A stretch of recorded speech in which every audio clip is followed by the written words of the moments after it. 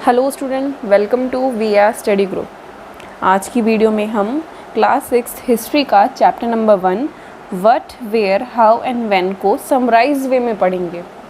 यानी कि इस चैप्टर की हम समरी पढ़ेंगे। जैसा कि मैंने आपको प्रीवियस वीडियो में बताया था, ये चैप्टर की स्टार्टिंग होती है एक रशीदा नाम की लड़की से जो बैठकर अखबार पढ़ रही है।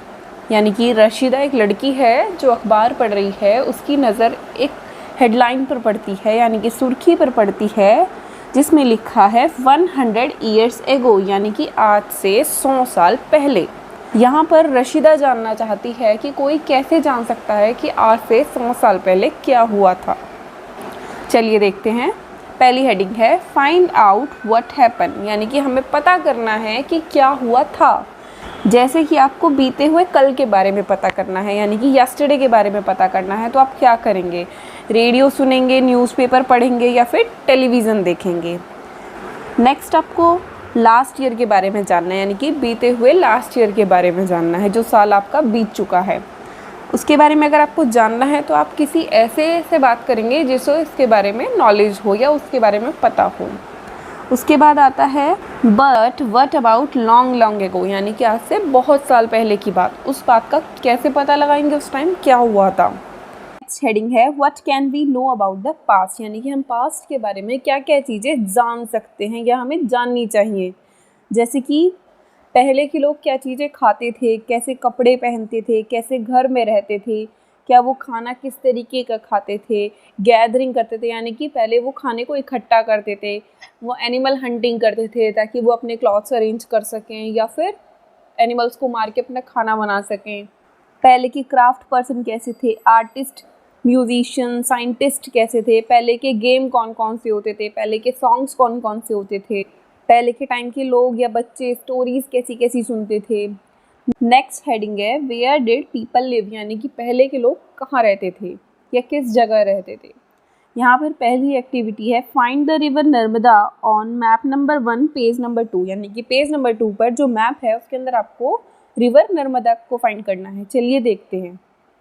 मैप में देखते हैं रिवर नर्मदा कहाँ पर है। ये आप भी अपने बुक के मैप में रिवर नर्मदा को ढूंढिए। ये रही river Narmada. People have lived along the banks of this river for several 100,000 year, यानी कि नर्मदा नदी के किनारे बहुत से लोग हज़ारों 100 सालों तक वहाँ पर रहे थे। वहाँ पर रहने वाले लोग अपने खाने को इकट्ठा करते थे, यानी कि जैसे प्लांट्स हो गए, रूट्स हो गई, फ्रूट्स हो गए, जो फॉरेस्ट से वो लोग कलेक्ट करते थे। एनिमल्स को हंटिंग करते थे, यानी कि मारते थे एनिमल्स को, फिर उससे अपना खाना बनाते थे या कपड़े का अरेंजमेंट करते थे। नेक्स्ट एक्टिविटी है now find the Sulaiman and Kirthar hills to the north west, यानी कि सुलेमान और किरथार हिल्स को हमें ढूंढना है मैप के अंदर। Sulaiman and Kirthar hills are near Indus river, यानी कि इंडस रिवर के पास है। यहाँ फसल उगाई जाती थी, गेहूँ की, जौ की। Agriculture develop the places where rice was first grown are to the north of the Vindhya, यानी कि विंध्य के नॉर्दर्न पार्ट में चावल की खेती सबसे पहले हुई थी। नेक्स्ट एक्टिविटी है trace the river Indus and it's tributaries, यानी कि अब हम देखेंगे रिवर इंडस कहाँ है और उसकी ट्रिब्यूटरीज, यानी कि वो छोटी छोटी नदियाँ जो मिलकर इंडस नदी के साथ कोलैब यानी कि मिल जाती हैं। देखते हैं कहाँ है Indus river. Here is the Indus river, यानी कि यहाँ पर इंडस रिवर है। अब इंडस रिवर के साथ में कौन कौन सी नदियाँ मिल रही हैं, यानी कि झेलम, सतलुज, व्यास, चेनाब, रावी, सारी नदियाँ इंडस रिवर के अंदर जाकर मिल जाती हैं। About 4,700 years ago, some of the earliest cities flourished on the bank of these rivers. Later, about 2,500 years ago, cities developed on the bank of Ganga and its tributaries and along the sea coast. यानी कि Indus नदी के किनारे या फिर जो झेलम, सतलुज, चेनाब, रावी, व्यास नदी के किनारे आज से 4700 ईयर अगो, यानी कि बहुत साल पहले की बात है, वहाँ पर इंडस नदी के किनारे कुछ शहर बसे थे। 500 year ago cities develop on the bank of Ganga, यानी गंगा नदी के किनारे पर भी बहुत सारे शहर बस गए, बहुत सारे लोग वहाँ रहने लगे। नेक्स्ट एक्टिविटी है locate the Ganga and its tributary called the Son, यानी कि आपको फिर से मैप के अंदर गंगा नदी को लोकेट करना है कि कहाँ पर गंगा नदी है, साथ में उसकी ट्रिब्यूटरी उसको कहा जाता है सोन नदी, उसको भी लोकेट करना है। चलिए देखते हैं फिर मैप में। हेयर इज द गंगा नदी, तो यहाँ पर है गंगा नदी। Area along these rivers to the south of Ganga was known as Magadha, यानी कि गंगा नदी का जो दक्षिणी पार्ट था यानी कि मगध नाम से जाना जाता था, जो कि आज के टाइम पर कहाँ पर है, बिहार में, in the state of Bihar. वहाँ के जो रूलर्स थे वो कैसे थे, बहुत पावरफुल थे। उनका जो किंगडम था यानी कि उनका जो राज्य था वो कैसा था, बहुत बड़ा था। Kingdoms were set up in the other parts of the country as well. Throughout, people travel from one part of continent to other. The hills and high mountains, including the Himalayas, desert, river, and seas, made journey dangerous at times, but never impossible. पहले के लोगों को जब सारी facility नदी के किनारे मिल रही थी तो वो लोग अपनी जगह चेंज क्यों करते थे, यानी कि वो ट्रैवल क्यों करते थे। वो कभी कोई नेचुरल डिज़ास्टर आ जाए या फिर उन्हें बिजनेस में प्रॉब्लम हो या फिर खाने की कमी हो गई हो या फिर रिलीजन की वजह से उन्हें ट्रैवल करना पड़ा हो और उन्हें कोई दूसरी जगह कोई अच्छी फैसिलिटीज़ मिल रही हों, इसलिए वो लोग ट्रैवल करते थे। लोगों के मूवमेंट करने से यानी कि एक जगह से दूसरी जगह शिफ्ट होने से क्या फ़ायदा हुआ, ये फ़ायदा हुआ कि लोग नए नए कल्चर में जीने लगे, ट्रेडिशंस चेंज हो गए, लोग खाना बनाना सीख गए। अब नेक्स्ट देखते हैं names of land. Two of the words we often use for our country, India and Bharat, यानी कि comes from the Indus called Sindhu in Sanskrit. हमारे देश के जैसे दो नाम है, जैसे इंडिया और भारत। अब इंडिया जो वर्ड है वो कहाँ से आया है, इंडिया वर्ड आया है इंडस से, कॉल्ड सिंधु इन संस्कृत, यानी कि सिंधु कहते हैं संस्कृत में। Find Iran and Greece in your atlas, यानी कि आप अपने मैप के अंदर ईरान और ग्रीस को फाइंड कीजिए। तो ईरानियन एंड ग्रीक्स कहाँ से आए थे, ईरानियन एंड ग्रीक्स आए थे यहाँ से, यानी कि ईस्टर्न इंडस से आए थे। ईरानियन एंड ग्रीक्स आए थे हमारी इंडिया में 2500 ईयर्स एगो। वो फैमिलियर थे इंडस से, सो इसलिए उन्होंने ईस्टर्न इंडस यानी कि इंडस के ईस्टर्न पार्ट का नाम रख दिया India. The name Bharat was used for a group of a people who lived in the northwest and who are mentioned in the Rig Veda. The earliest composition in Sanskrit dated to about 3500 years ago. Later it was used for the country. यानी कि जो भारत शब्द है वो ऋग्वेद से आया है। Next है finding out about the past. Past को जानने के बहुत सारे तरीके हैं, उनमें से एक तरीका ये है कि जो बहुत साल पहले बुक्स लिखी गई थी हाथ से, उन्हें पढ़ना। उन बुक्स को कहते हैं मैन्यूस्क्रिप्ट। अब जो मेन्यू वर्ड है ये एक लैटिन वर्ड है। पहले के टाइम जब पेपर नहीं हुआ करता था तो लोग कहाँ लिखते थे, कैसे लिखते थे। जब पेपर नहीं हुआ करता था तो लिखते थे पाम लीफ पर या फिर बार्क ऑफ अ ट्री, जिसे बर्च कहते हैं। वो कहाँ मिलती है, वो कहाँ ग्रो होते हैं, हिमालयाज में। Over the years many manuscripts were eaten away by insects, some were destroyed. बहुत सालों पुरानी लिखी हुई चीज़ें हैं, अब लीफ पे लिखी हुई चीज़ें हैं या बार्क ऑफ ट्री पे लिखी हुई चीज़ें हैं, तो वो इंसेक्ट्स के थ्रू डिस्ट्रॉय भी हो गई, कुछ खा ली गई, कुछ खो गई।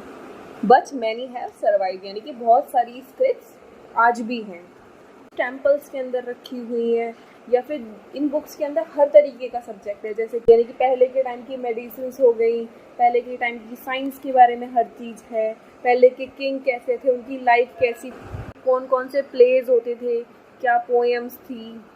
इनमें से बहुत सी चीज़ें संस्कृत लैंग्वेज में लिखी हुई हैं और बहुत सी प्राकृतिक, यानी कि वो लैंग्वेज जो ऑर्डिनरी पीपल यूज़ करते थे उस टाइम पर, कुछ तमिल में लिखी हुई हैं। We can also study inscriptions. These are writing on relatively hard surfaces, such as stone or metals.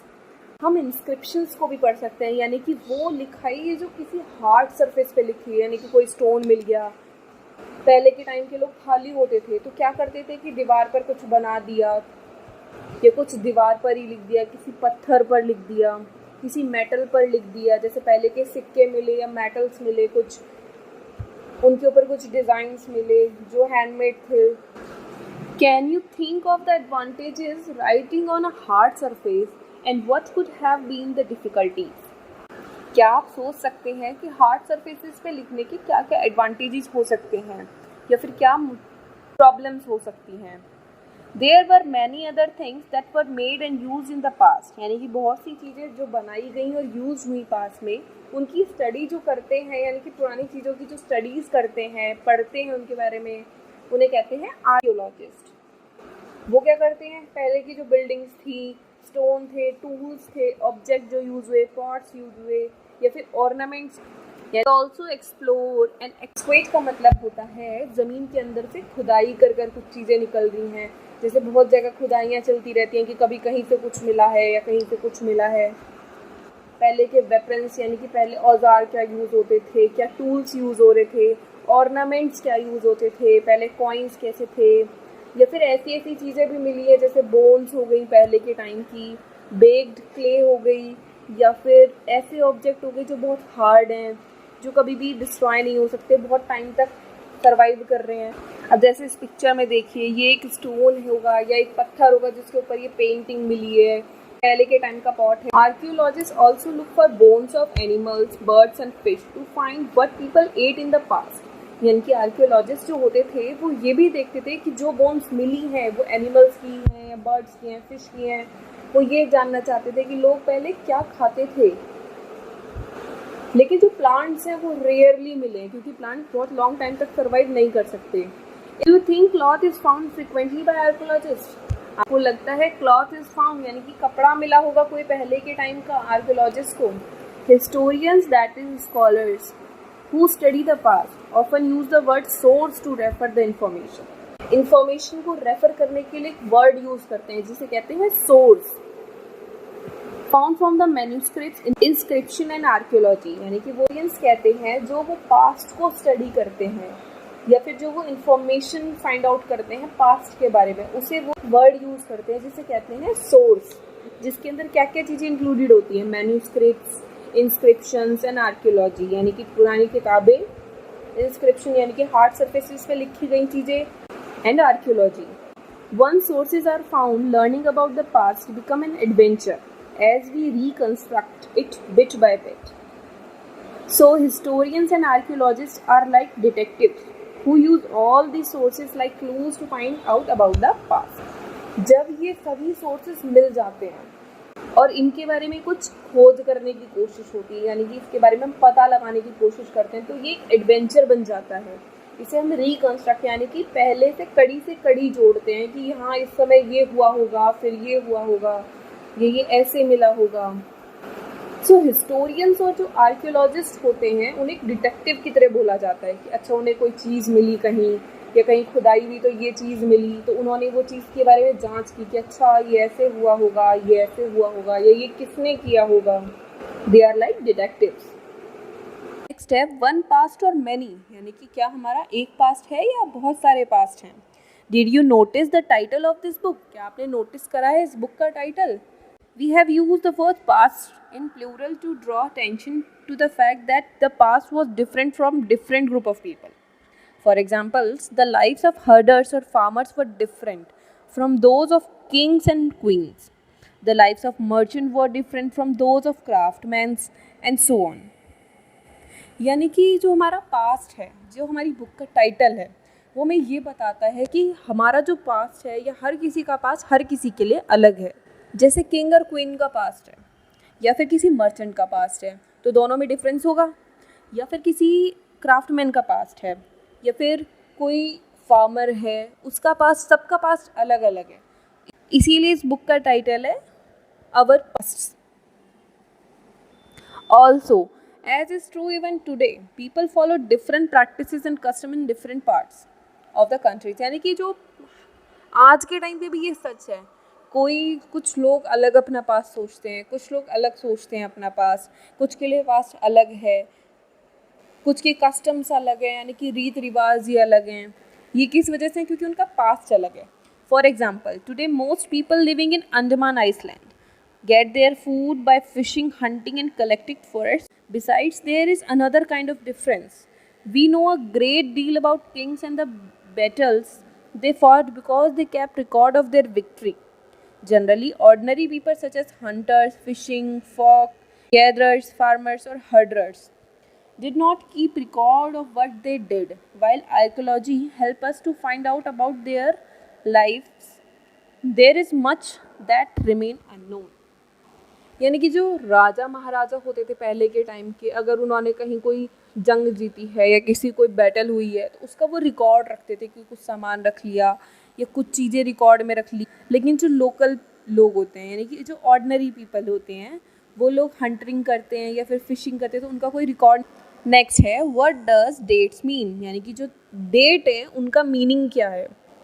यानी कि जो डेट है पहले के टाइम की जो डेट्स होती थी उनका मतलब क्या है। ज़ीरो क्या है यहाँ पे, बर्थ ऑफ जीसस, यानी कि जीसस क्राइस्ट के बर्थ का ईयर, यानी कि इस साल जीसस क्राइस्ट का जन्म हुआ था। अब जीसस क्राइस्ट के बर्थ के बाद जितने भी ईयर्स हैं वो क्या है, कॉमन एरा। और जीसस क्राइस्ट के बर्थ से पहले के जितने ईयर हैं वो क्या है, बिफोर कॉमन एरा। ठीक है। If somebody ask you the date, you probably mention the day, month and year. 2000 and something. These years are counted from the date generally assigned to the birth of Jesus Christ. जैसे Jesus Christ के birth के जो बाद की year है उन्हें क्या बोलेंगे, common era. So 2000 mean 2000 years after the birth of Christ. All dates before the birth of Christ are counted backwards and usually have the letter BC, यानी कि before Christ, यानी before the birth of Jesus Christ. Added on. In this book, we will refer to the dates going back from the present, using 2000 as our starting. Letters with dates. BC, we have seen standard for before Christ. You will sometimes find AD before dates. This stands for two Latin words, Anno Domini.